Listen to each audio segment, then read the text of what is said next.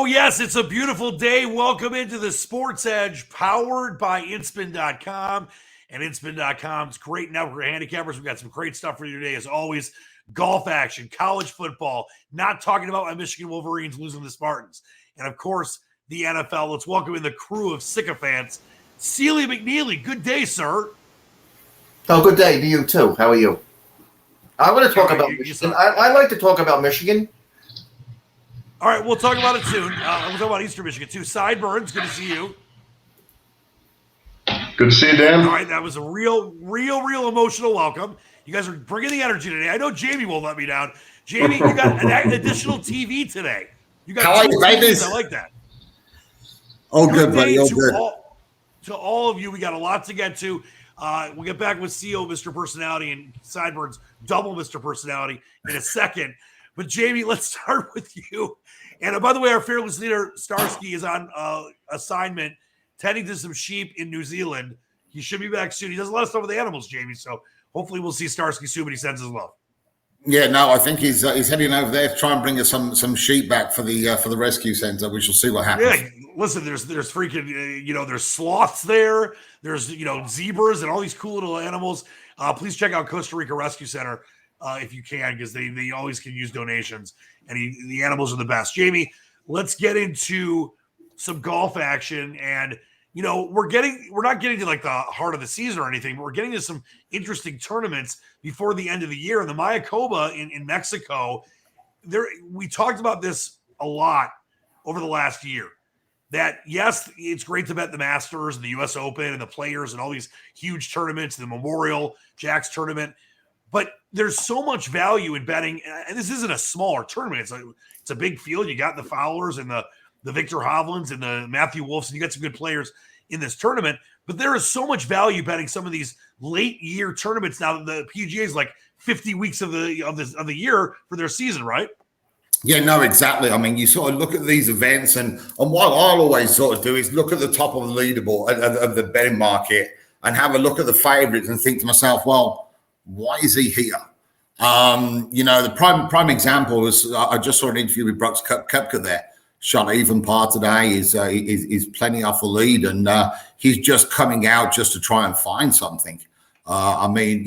Justin Thomas, I'd kind of say the same. I mean, he's got Jim Mackay on the bag there. I think all he's kind of looking for is just some more holes with him, so he can get more comfortable with his caddy when we come into the sort of April and for the Masters and the USPGA and the Players Championship. Yeah, but looking at this event this week, it was you kind of look into the winners from before. It's always going to be around -20, something like that. So I mean, it's a short course. A lot of these courses right now with Bermuda, this one, and in a couple of weeks the RSM, they're all coastal short courses. So a lot of this form that we see is going to sort of carry on through those events. We had 5 guys this week who we kind of put up. The top one was Billy Horschel, which we kind of got a really good price on Billy Horschel, which I was surprised about because he just went over in the UK on the BMW Championship over there. He's come 5th and 8th in this event for the last couple of years, 7th and 6th in the Sony and the Zozo lately as well. Also sub 7,100 yard courses. So for a guy with that record, and I think we picked up around sort of 35, 40 to 1. I was really happy to get Billy Horschel on side. One of the other guys as well, sort of further on down the betting, Joel Damon. Remember, sort of last year he won the Corrales event over in the Dominican Republic, also on the Paspalum Greens that we have here. 20th and 6th the last couple of years over here. 4 top 20s in these last 8 events on courses 7,100 yards or shorter. So we know he can definitely play around here, and you're picking up around 100 to 1 for him. I threw in some top 5 and top 10 as well on Joel Damon. Especially, I mean, you can look further down the betting market when you think or you believe there's alternative motives as to why some of the favorites are actually here. Patrick Reed was up there as well in the betting. I know he came second at the Bermuda last week, but that was basically just all part of a 600 round 4, a real weak event. I mean, this event is is significantly better in quality than the Bermuda. Russell Knox as well was a guy who we put up, came 12th last week in the Bermuda. And you sort of look at that and you think to yourself, well, that's nothing special. But you sort of think to yourself, well, he came from the wrong side of the draw last week. He was one of the round one morning players. And that round one, that morning, that weather in round one in the morning was real tough. So what I've done there, and I'll keep a notes of all of these things as well. There you'll see in the spreadsheet that I've put a little asterisk next to every player from the Bermuda who started in round one in the morning. So you can if it was a top finish that he got, it was actually probably a lot better than what it was. And there's sort of excuses there for the guys who didn't play well that week. So yeah, one of the one matchup that I really liked this week was Emiliano Grillo to beat Brian Harmon. Further on down the page there, Dan, if you scroll down, Grillo. We all know about Emiliano Grillo. Can't putt for anything, but his record in these courses around here is significantly better than Harmon's. So we're on Emiliano Grillo. I saw Harmon was a couple over par and Grillo was about 4 under. So that's looking good right now. And yeah, I mean, Matthew Wolff, came second in the Shriners. We were on him that week. Hasn't played since then, I don't believe. It doesn't really fit the identikit of players who have sort of won around here before. You got your Kuchers, your Brendan Todds, typically your shorter hitters or very straight hitters. With Matthew Wolff, I think he was, obviously -10. He's firing on all cylinders today, but I'm sure there's going to be a round in there somewhere where he gets a little bit wayward and sort of comes back a little bit.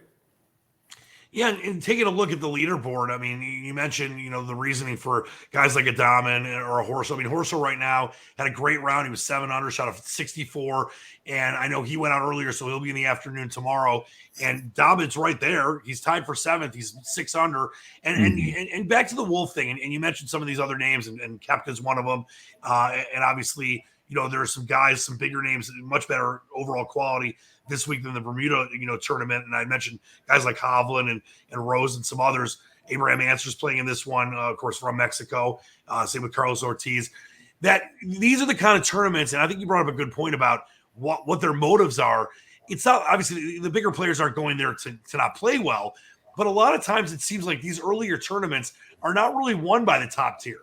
They're won by guys like Dahmen. They're won by guys like Billy Horschel, who's a really good player, but he's not a top 10 player.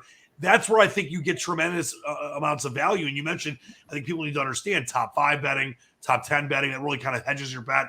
Let's say, Dahmen finishes tied for 2nd. You don't get your outright and you don't have a cash out option like I do here in the States, in certain states that are legal for gambling.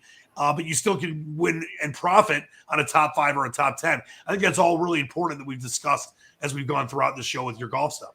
Yeah, no, exactly. I mean, you get one of those guys. I mean, the perfect example, wasn't it, was Sebastian Munoz over in the Zozo a couple of weeks ago. A top 10, you could get plus 750 on him. The winner, Hideki, won at 11-1. So I'd take the plus 750 for 10 spots all day long over a guy who has to win outright. So yeah, I mean, those are the bets that'll keep you in profit over the season and just ticks along, when you shouldn't be, when you're out of the contention to actually win the event. If you can get a backdoor top 10 or something like that. I mean, we were one spot out again last week with Graham McDowell. So I think we've had 3 or 4 top 10 bets. One of them was a winner at plus 750, and a few others were like 11th and 12th. But again, I mean, 4 bets and 1 plus 750 winner, you're still ahead. So that's all it's about. It's about just keeping ahead, managing your bankroll, and after you do have some wins or whatever, just keeping it the same and pushing the bets where you think you perceive it to be value. I mean, like I said, Billy Horschel, we got a fantastic price on Billy Horschel compared to what I was seeing, what the other bookmakers were doing. So you could kind of push that a bit because it's obvious value. If you keep on betting value, you're gonna be successful at the end. You're gonna be positive. So there are times where you can push your bet a little bit more. Like I said, when you are getting the value, rather than having a big all-in bet on Justin Thomas at 10-1 or whatever it is, where there's plenty of reasons there where you can think, well, maybe he's not going to bring his A game this week. Yep, Jamie, great stuff as always. And check out Jamie's site. It's right there on the screen, scratchteddy.com. He's got all the different things, all the different matchups, and all the recent course form and stuff that really helps you profit. And Jamie, you just keep killing it. We'll keep checking in over the next few days to see what you do there. We'll get back with you in a minute. Let's get back to our man, Sealy McNeely, who is really, really excited because from what you told me, you have figured out that Pennsylvania is the best state to live in the union right now. A lot of culture wars, great schooling. It's close to Virginia. So I guess that's where you want to live right now. I'd rather live in Florida. Oh, Florida's a messed up state. All right. I want to throw up your site, sportshandicapper.com. I have a couple of friends who live in Florida. That place sucks. But Sealy, let's talk about you being the king of the MAC, both self-proclaimed and actual. Yet another winner last night, Kent State first half. Kind of got screwed up by Miami of Ohio a couple nights ago. It doesn't matter because my Eastern Michigan Eagles won outright. I think that this is another important thing, much like when we talked to Jamie about getting value and not just betting to bet and understanding why you're doing certain things that, of course, I wanted to mention this again with Jamie, up almost 100 units so far in golf, which is incredible. And with you, it's the same thing. Yes, there are a ton of college games to bet on every week. It doesn't mean you bet like 15 games. You focus in. I know the MAC's one of your main conferences, and I think that there's a reason you're so successful because you're not trying to do too much. You're not trying to do like 6, 7, 8 conferences. You're focusing on the MAC and some other stuff, and you've been very, very, very, very, very highly successful with Mid-American Conference plays. Explain what that has been like for you going back years where you've always kind of zeroed in on the MAC. Well, first of all, there's 130 teams in Division I football now. And there's more coming, by the way. James Madison's coming in. Sam Houston's coming in. President. And there's another one. James Madison, Sam Houston. I think I'm missing one. They're coming up. Well, UAB almost left, but UAB came back. Yeah, well, it came back. No, it's easier to keep an eye on 6, 7 conferences. You don't want to do the whole college football slate. It's just too many teams to cover. I'd rather watch the games that nobody really watches on ESPN3. They call it ESPN Plus now because most people aren't paying attention to those games, and you get a little more value than betting Alabama, LSU, if you ask me, every week. Yeah, well, and that's the thing. I mean, listen, we say this all the time. There's nothing wrong. Like, I'm a Michigan fan. If Michigan's playing, against Michigan State, I of course I was at that game and I liked Michigan to win it, and they screwed me again under Harbaugh. But it's not like we're saying don't bet that game. If you want to have fun and put a little money on a game, that's fine. But if you want to profit, if you want to, like you have for so many years, Seal, be profitable and make a lot of money, and you do it as obviously a professional gambler, but you don't have to be a professional gambler if you're watching this show. We just want you to win. And that's what we do here on the SportsEdge and InSpin and Sports Handicapper and handicapper911.com and scratchcaddy.com, giving you the tools to have the advantage that most people don't. And a lot of times the research is already done for you. But when you look at it, like the Mid-American Conference is a great example. I went to Eastern Michigan. I called games with Charlie Batch as the quarterback and Walt Church and Jermaine Sheffield. Ben Roethlisberger came out of the MAC. Randy Moss came out of the MAC. There's obviously talent there. And there's some great games to be able to zero in on and gain a tremendous amount of value line-wise. I think a lot of people don't look at the MAC or the Sun Belt, the Fun Belt, or other conferences and say, oh, wow, why am I going to bet a game there? Most times, I will say, the majority of the time, Seal, I think there's better value in those games than there are in the Tennessee, Georgias, or the Florida, Alabamas, or whatever.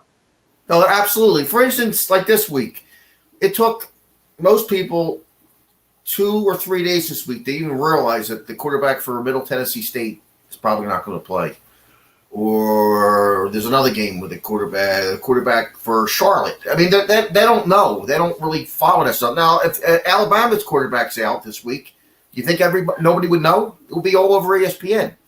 The whole world would know. The whole world will know. That's why, people don't know. People they don't follow the bottom tier teams. So there's less coverage. So there's more information that's kind of better if you can find it. Yep. Well, let's That's talk. the big difference. I mean, the line came up on Western Kentucky on Sunday night and Monday, and they had no idea Middle Tennessee State quarterback, who's the second quarterback already. The first guy left. He quit playing football about 4 weeks ago. They finally figured out today that the guys probably not going to play. That's just the way it is, and that's why that's a huge advantage. It's like, all right, for example, obviously this ended up being a loser, but the Monday night game with Dallas and Minnesota, Dak was officially listed as out. At one point, Dallas was a 2.5-point favorite. It closed Minnesota minus 4.5. Of course, Dallas ended up winning. I hated that game anyway, no matter who was playing.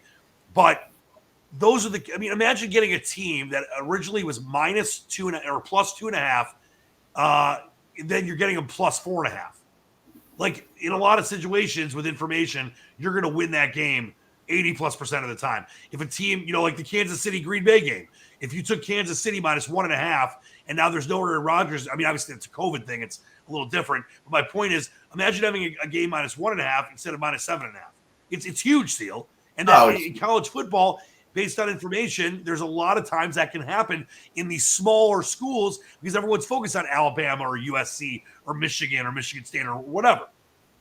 No, exactly right. Now, another thing, right? Like another college football game this week, that Don Best, which everybody that bets has, they don't even know that the quarterback for Louisiana Tech is probably out. They don't even know when it's Thursday. It's not even listed.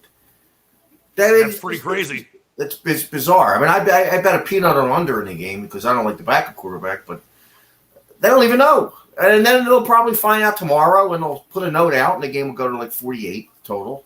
I went under 50. But it's just amazing. They just don't care. Well, that's why we love you, Sealy McNeely. Give the peeps out there a couple nibbles college football-wise. Anything tonight or tomorrow, or we're going to look at Saturday? Yeah, tonight I respect the people that bet over tonight in the Lafayette, Georgia State game. I personally am not involved. I don't like the game. But there is sharp money on over 53, I believe. Yeah, it's up to 53.5 right now. That's a pass for me. I'll throw out a game on Saturday.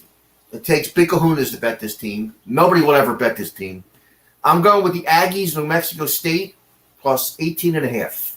You love teams. What is up with you in loving teams for New Mexico this year? I just I love the area. Not that I've ever been there. Joe Biden drove through there once, though, on the way. All right, sounds great. We're not talking about that. All right, so you're taking what did you take on New Mexico State? It's down. It's 18.5 right now. I have not bet it. I have not bet it yet because it's on nothing but go up. But at some point, I will be involved on the Aggies on New Mexico State plus the big number at home. All right, I love it. Good stuff from Sealy McNeely. I'll throw you an NBA prop out tonight. NBA props. I love NBA props. I'm going to throw one out to you tonight. I am going with Russell Westbrook over 20.5 points tonight. No LeBron. His usage will be way up. The only problem with betting over 20.5 with Russell Westbrook is they are playing the Oklahoma City Thunder, and if it's a blowout, you won't see him in the fourth quarter. But without LeBron, hopefully... Yeah, but it's his old team. He's going to want to be there as long as he can. Oh, I know he wants to be there because he didn't like the way the last game ended. And I bet over 40.5 rebounds, points, and assists. Yep, I like it. By the way, the NBA, the Lakers right now, very weird team so far this season. Steely, great stuff by you. Let's bring in Sideburns. Hey, Handicapper 911's finest, Sideburns. Dan the man, how you doing, buddy? This fine day. I'm doing great. Doing great. And listen, I want to talk to you before we get into our NFL picks about the process for the NFL for you. And maybe we could throw a game out there for the people. But, of course, people can go. I'm going to throw your site up here, Handicapper 911. I know that you're almost as good as the Squatch. You're getting there. No, you've been killing it. And I think that it's important that people understand, once again, that we're not just telling you to sign up for these sites because we're, touting 15-1 the last 2 weeks. There's going to be times you lose, but consistently you're going to win. And Sideburns, Kev, you've been doing this for a long time. Tell people again about your process of what you go through to pick your NFL games. Yeah, we've been doing this a long time, and we use computer numbers, obviously, but we use information. And I personally talk to a lot of different handicappers, like sharp guys that are actually betting big money. Not these guys that are on site saying like, oh, bet this, bet that. This is my 5-star play of the week and all that nonsense.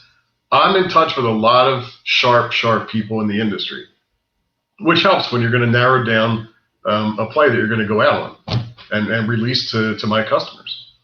They're only getting the best of the best. Yeah, and I think that's an important thing because I think a lot of people just get, like we're talking to Seal, a lot of people get kind of tied up with trying to bet like these, big nationally televised games when there's obviously there's less NFL games, but it might be a game involving the Jaguars or, involving the Titans or involving, Atlanta Falcons and, the Giants. And sometimes you're staying away from the bigger games because there's more value in those games.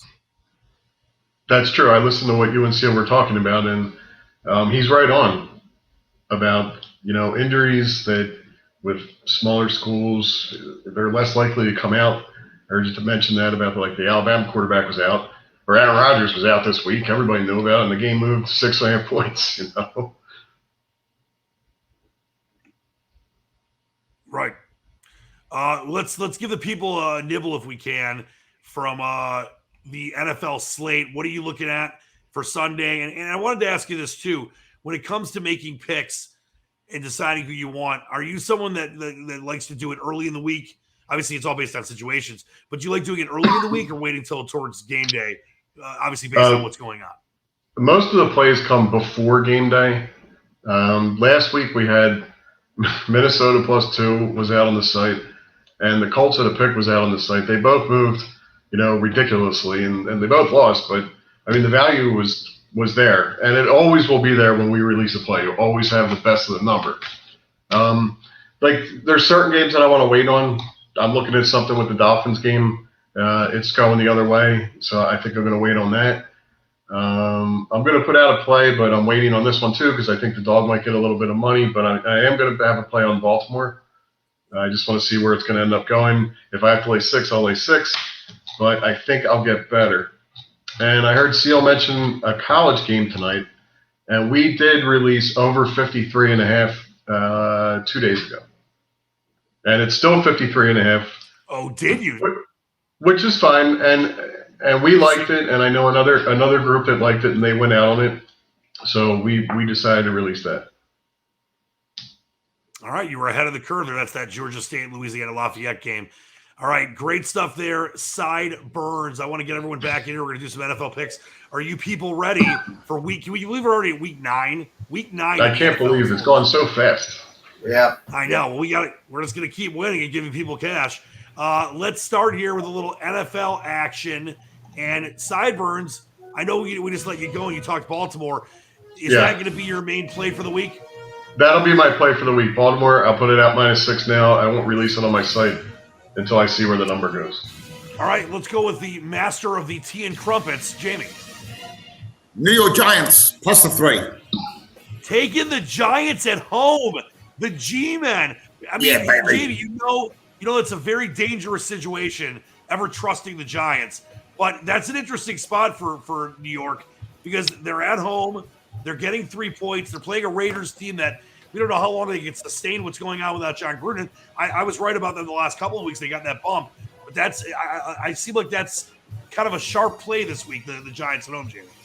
I was going to give you Green Bay +7.5, but I plugged for the Giants instead +3. All right, good stuff there. Let's go to Sealy McNeely. What do you got, NFL, sir? I'm going with the San Diego Chargers. I would not call them the Los Angeles Chargers. You must call them Los Angeles. No, I'm old school. San Diego Chargers -1 against the Eagles. All right, so he's going against Philly boys, Sideburns and Starsky. They're called the Los Angeles Chargers. Thank you very much, but I like that game as well. But for me, I'm going to go with Cincinnati. The Bengals -2.5 at home against the banged-up Browns team. I think Cincinnati's one of the – I know they had a rough situation last week, losing to the Jets, but they're going to recover, and they're going to win that game, maybe by 7 or more. So I go Cincinnati. Starsky goes Panthers +3.5. The Carolina Panthers are at home against the Patriots and Mac Jones. And then there's the rest of the picks. We want to let everyone know again that here's all the Hilton and Circa contest entry numbers. Always transparent about those. 3 entries in the Hilton contest. 3 in the Circa as well. Sideburns, what's the best entries doing right now? I'm not sure. I haven't looked at the leaderboard this week. I was 3-2 last week. Should have been 4-1, but 3-2. That's your assignment for next week. But I know that all the stuff is out there. I know a couple entries, including Thin Mints, are doing pretty well. So check those out on the Hilton page and on the Circa page. It is right there for you. All right, before we get out of here, friends, parting shots. We'll start with Sideburns. How about Penn State? How about that? We are Penn State. Well, they're a 10-point favorite this week, so who knows what will happen. I told I'm you going to last say week plus the 18.5. Yeah, you cashed on that one, right? Oh, yeah. I will say that I thought going to the dentist was the most painful thing in the world, but today I went to the dermatologist and I had a fatty cyst on my back, and she squeezed the hell out of it. The shit flew out of my back across the room, she said. Oh. All right, that might be both the most disgusting and worst parting shot I've ever heard on the show. I'm going to say the dermatologist is much more painful than the dentist. And Jamie, let's see you follow that one up 2 weeks in a row. All right, thanks for that one, Sideburns. All right, Jamie, what do you got? You like cold water enemas? I'm not going to disclose my medical files, I'm afraid. The one thing I will say to you, though, if you're an NFL wide receiver on a $16 million contract, hire a fucking driver. Yeah. Unbelievable. Just how many more times does this have to happen? It's ridiculous. I mean, God. Jamie, I'm so glad you brought that up because we've talked about this on the show before. Maybe someone watching the first time doesn't know. I'm over 10 years sober, and I've dealt with people dying from overdoses, dying from drunk driving accidents. And you mentioned, hiring a driver, whether it's a Paris Hilton or a Lindsay Lohan or a lot of these athletes that have gotten DUIs, forgetting the guy's name in Miami that killed the guy. And obviously, sure, just call an Uber or Lyft or whatever. Jamie, it's so ridiculous. And it's yes, we've got an addiction. Yeah. It's bananas. Yeah, we've got a problem in the. It's beyond belief. If I had that much money, I wouldn't even bother driving to the shop around the corner. I'd hire somebody to take me. It's beyond belief. It really is. It's such a tragic. It's such a tragedy. It is. And listen, that woman didn't have to die. We've got an opioid problem. We've got an addiction issue around the country and around the world. Just know that, and this is the most important thing I want us to say today, that you're not alone, and there shouldn't be a stigma. You can reach out and get help. I try to help people all the time on the various shows that I do, but that should never happen. Never. In 156 miles an hour. I mean, just the guy ruined his life. Ruggs, 22 years old, ruined his life. All right, Sealy, give us some pearls of wisdom. And if you say anything political, hold on. Anything political, that happens. That happens. My go of the week is Odell Beckham Jr.'s father. What an idiot. Complete idiot. He'll never play again for the Browns, and they don't need him. Odell Beckham Jr. is the most overpriced player in the league. He stinks. He can't get open, and his father complains that Baker Mayfield's not throwing him the ball. So now he hasn't practiced the last 2 days. They told him to go home. They're going to tell him to get lost next. He'll never play for the Browns again. The guy stinks. He's always hurt anyway. What a jerk. Go to the week. Odell Beckham Jr.'s father. Put out a 13-minute Instagram video. I love it. And by the way, everybody probably has driven a little tipsy in their lifetime by accident. And what's the first thing you do when you drive home? You make sure you don't speed so you don't get stopped by a cop. How do you go in a vet 156 miles an hour? Who, by the way, he crashed into the poor lady's car right in front of my friend's apartment in Vegas. Yeah, and I lived in Vegas, and to go that fast on those roads is unbelievable because it wasn't like he was on I-15. It's a 40-mile-an-hour road. He wasn't on I-15. He was just on a normal road. He was on the road. He wasn't on a highway. He wasn't on my friend lives right there. It's a normal street. How do you? Yeah, it's a normal street. I don't get it. I don't get it. Like you would think you was 40 miles an hour, you drive 35 not to get stopped. 156? I mean, you got to be kidding me. Out of control. I don't know how he walked out of that car personally. Either a Corvette's like plastic. I mean, Jerome Brown died in a car similar like that. Yep. Well, just amazing. Hopefully hopefully we change the people's minds to not be stupid in the future on things like that. But what we always do is we give you smart things on this show. So once again, thanks so much for watching the Sports Edge powered by InSpin.com. For Sideburns, King JB, Steely McNeely, who is pretty well behaved today. I'm Dan Leach for our great man Starsky. He'll be back next week as well. We love you. What's that, Sealy? I said I could be bad. We're not really done yet, but I'll be good. Yeah, you know if you're bad, that's what happens. You just leave. You leave the thing. All right, that's gonna do it for us this week. Keep winning, keep betting, keep believing in it. We'll see you next time. Until then, keep reaching for the stars, believe in the dream. I'm Dan Leach, the Squatch, for all our great people at InSpin.com and the Sports Edge. We love you. See you next week. Peace. Great job, Whizzes.